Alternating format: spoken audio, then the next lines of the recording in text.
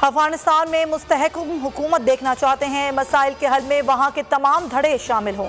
अफगानिस्तान के खिलाफ अपनी ज़मीन किसी के खिलाफ इस्तेमाल नहीं होने देंगे।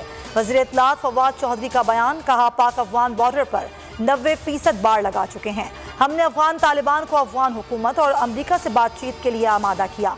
चीन अमरीका में तनाव कम करने के लिए किरदार अदा करने के लिए तैयार हैं। FATF का पाकिस्तान को ग्रे लिस्ट में बरकरार रखने का फैसला। वज़ीर ख़ारजा शाह महमूद कुरैशी का रद्द अमल। कहा, तयन करना होगा कि FATF एक तकनीकी फोरम है या सियासी। तस्लीम किया गया कि हमने 27 में से 26 नुकात पर अमल दरामद किया।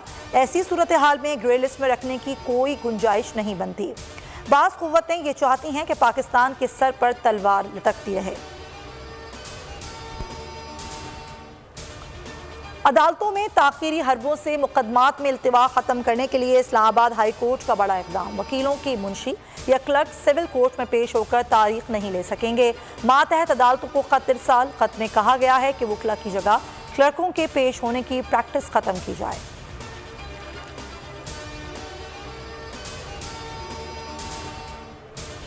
पेशावर में 7 अफराद का कातिल घर का सरबराही निकला।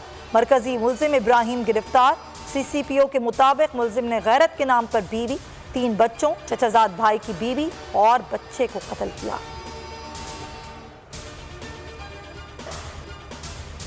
और सुहाने मौसम में मुल्क के तफरीही मकामात पर शहरियों का रश।